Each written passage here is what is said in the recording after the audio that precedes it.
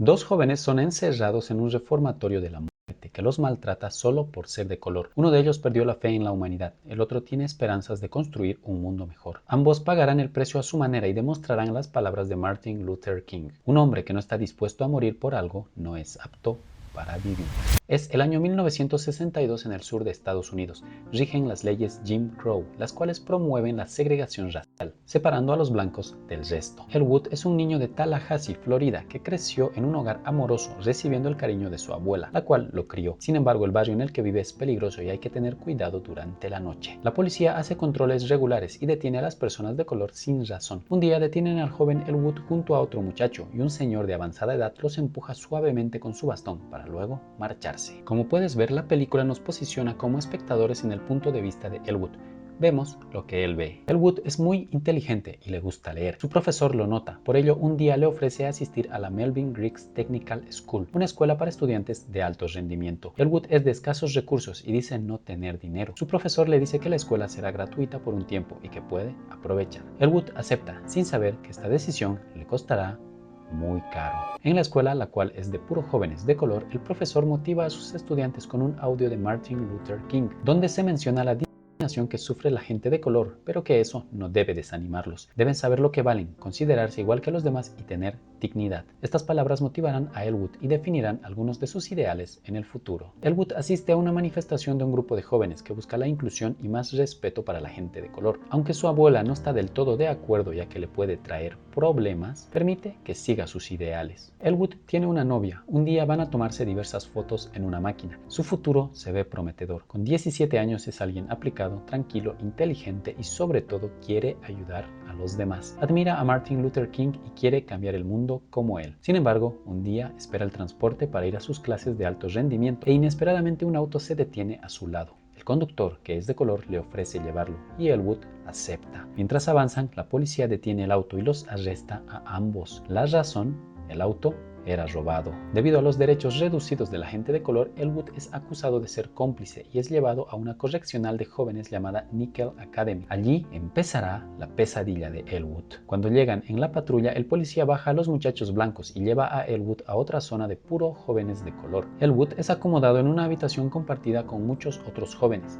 Pasa clases donde le enseñan cosas básicas como sumar, pero el profesor, el cual es blanco, les da información errónea a propósito, además de que en la pizarra tiene escrito que todos ellos son gusanos. Los jóvenes blancos pueden hacer deportes y tienen una buena alimentación y otros privilegios. En cambio, los jóvenes de color deben trabajar en el campo y con los animales. En el sitio hay un mexicano y los administradores no saben a qué grupo ponerlo. Durante la noche, los jóvenes de color son despertados como en un cuartel y son obligados a bañarse todos juntos. Elwood, al ser alguien educado y tranquilo, parece débil ante sus compañeros y por ello lo molestan. Un día conoce a Turner, otro joven tranquilo y amable. Turner ayuda a que los demás no molesten a Elwood y se presenta diciendo que es de Houston. Él y Elwood tienen una buena conexión y desarrollan una buena amistad. Un día, Elwood ve una pelea donde golpean a uno de sus compañeros. Debido a su corazón noble, trata de ayudar, pero uno de los abusivos lo golpea y lo noquea. En eso, el director de su sección aparece. El sujeto es de color y discrimina y trata con desprecio a todos los jóvenes de color, al igual que los blancos. Molesto por la pelea y sin buscar explicaciones, decide castigarlos a ambos. De este modo se lleva a Elwood arrastrándolo y como castigo lo lleva a trabajar intensamente al campo. Durante la noche lo despiertan y lo llevan a una habitación aislada. Allí, los blancos castigan al muchacho que golpeó a Elwood y se dan indicios de que uno de ellos lo vio.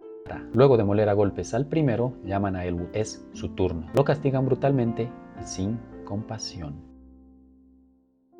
Al día siguiente, Elwood despierta en el hospital de Nickel. Su abuela está afuera, quiere visitarlo, pero no se lo permiten, poniendo la excusa de que está enfermo. La abuela se topa con Turner. Él le dice que conoce a Elwood. La abuela le da un sobre para entregárselo y le da un abrazo diciendo que se lo pase a su nieto. Turner consume jabón en polvo para tener malestar y terminar en el hospital de Nickel.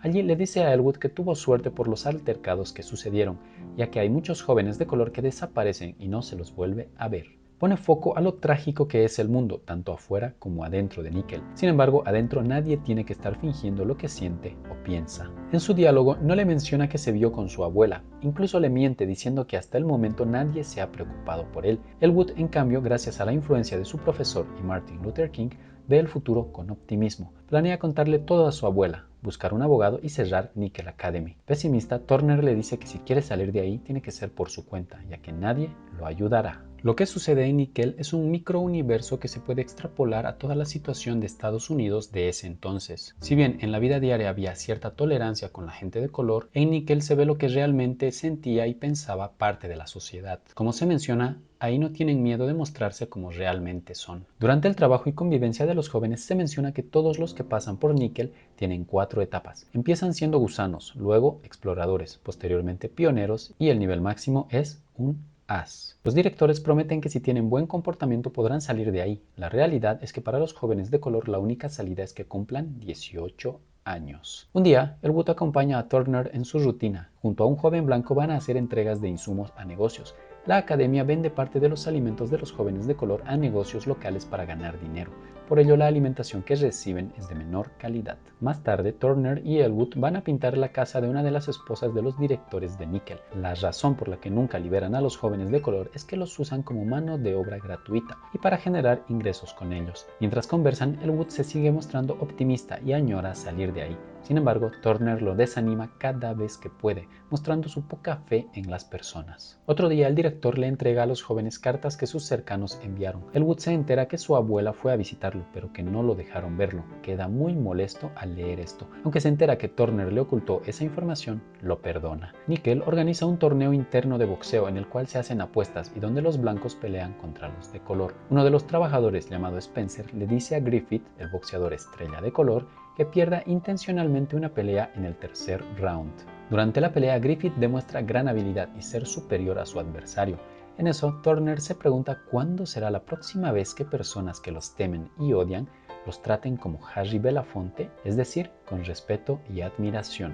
El tercer round llega, sin embargo, por una confusión, Griffith piensa que está en el segundo round aún y pelea agresivamente. Cuando la pelea termina, el juez lo proclama ganador por decisión unánime. Enseguida, en lugar de celebrar, Griffith se disculpa ante Spencer, diciendo que pensó que aún estaba en el segundo round y que no se dio cuenta. Spencer solo se marcha en silencio. En escenas posteriores se intuye que Spencer desvivió a Griffith por este error.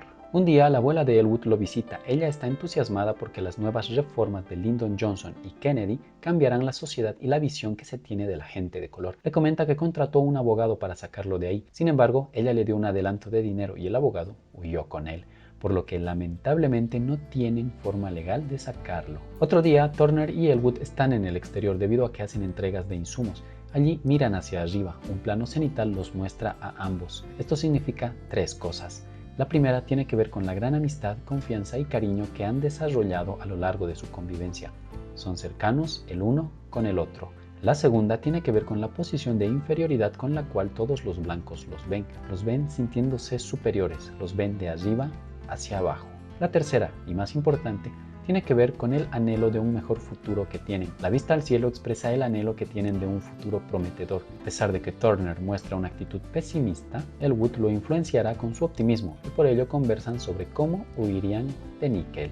Elwood les revela a Turner que tiene una libreta en la cual ha registrado toda su estancia en Nickel. En ella están diversos sucesos, nombres y pruebas que podrían servir para cerrar el lugar. Turner sigue poniendo resistencia y llama a Elwood soñador, diciendo que aunque cierren ese sitio, hay muchos más en el país. Sin embargo, un día, cuando unos inspectores del gobierno están en Nickel, Turner se ofrece para llevar la libreta de Elwood al automóvil de los inspectores, sin que nadie se dé cuenta. Lamentablemente, la entrega de la libreta resulta contraproducente. Los inspectores la devolvieron a los administradores de Nickel y por ello estos separan a Elwood de sus compañeros y lo castigan brutalmente, además de que lo deshidratan en un sauna. Esa noche, Turner se escabulle y busca a Elwood para decirle que escaparán, que es ahora o nunca. Elwood está muy cansado y débil, pero acepta. Toman unas bicicletas y al día siguiente las conducen por una carretera. Sin embargo, pronto un automóvil de Nickel aparece detrás de ellos. Ambos dejan sus bicicletas y corren hacia el campo. Uno de los jóvenes de Nickel saca un arma y les apunta. Elwood, por el cansancio y debilidad, no logra correr lo suficiente y lamentablemente es alcanzado por un disparo. Turner logra escapar y correr lo suficiente hasta llegar a casa de la abuela de Elwood. Al enterarse de la noticia, ella empieza a llorar y gritar por la pérdida de su nieto. Los ideales de Martin Luther King son claves en el personaje de Elwood. Este queda impregnado de sus ideas y valores. Ambos están ligados, lamentablemente su destino es el mismo: ser eliminados por decir la verdad y por luchar por la búsqueda de un mundo mejor y con más igualdad. Sin embargo, Turner también se verá afectado por estos dos personajes y cambiará su vida, siendo congruente con la frase de Martin Luther King que dice: la oscuridad no puede expulsar a la oscuridad, solo la luz puede hacerlo. El odio no puede expulsar al odio, solo el amor puede hacerlo. Luego de dar la noticia, Turner se muda al norte. Allí, con intención de honrar a su amigo y sus ideales, falsifica su identidad y se cambia el nombre completo al de Elwood. Se convierte en un adulto responsable, sin vicios y trabajador. Incluso crea su empresa de mudanzas, llamada Mudanzas As, y en sus tiempos libres realiza investigaciones relacionadas a Nickel Academy, viendo noticias de varios cuerpos enterrados en sus instalaciones. Su obsesión con el pasado es tanta que incluso afecta sus relaciones de pareja, ya que una de sus novias lo deja diciendo que tiene muchas cosas que sanar. La vida adulta de Turner y la estancia de Elwood en Nickel empiezan a intercalarse en la película a partir de cierto punto. Para hacer entendible la narración, las puse una luego de la otra. Sin embargo, en esta superposición de escenas, el director nos hace creer que quien sobrevive es en realidad Elwood y hace que nos preocupemos por el joven Turner. Así, en un plot twist, descubrimos que fue Turner quien en realidad sobrevivió. En la vida adulta de Turner, como puedes ver, la cámara adopta otra posición. Está detrás de él, no en él, como antes. La razón de esto es que Elwood vive como espectador de todo lo que hace Turner. Turner se adueñó de la vida de Elwood. Vive como él lo habría hecho. Por ello, Elwood es un espectador de cómo su amigo honra su vida y los valores transmitidos. Un día, Turner va a un bar. Allí se encuentra con un joven llamado Pete, que también estuvo en Nickel. Ambos conversan sobre sus vidas. Pete piensa en todo lo que podría haber sido y logrado, pero que le arrebataron todo en Nickel. Su vida es muy inestable, es algo y cambia de trabajo regularmente por ser irresponsable. Turner confiesa que él perdió una novia por su obsesión con Nickel y las investigaciones. Pete le dice que lo entiende, ya que es difícil encontrar a alguien que los comprenda. A lo largo de sus investigaciones y trabajo activo, Turner descubrió una gran cantidad de cuerpos y una brutalidad en los asesinatos perpetrados en Nickel. Varias de las víctimas fueron sus amigos. Eventualmente consiguió otra novia, llamada Millie. Un día, ven noticias de más cuerpos hallados. Turner quiere ir a testificar y ayudar en las investigaciones. Su novia, temerosa de que descubran su suplantación de identidad, le pregunta si realmente quiere ir al sitio. No se muestra, pero se intuye que Turner irá, y que aunque las consecuencias de lo que hará podrían ser graves, el fin noble que busca es mayor. Además de que es lo que Elwood habría hecho.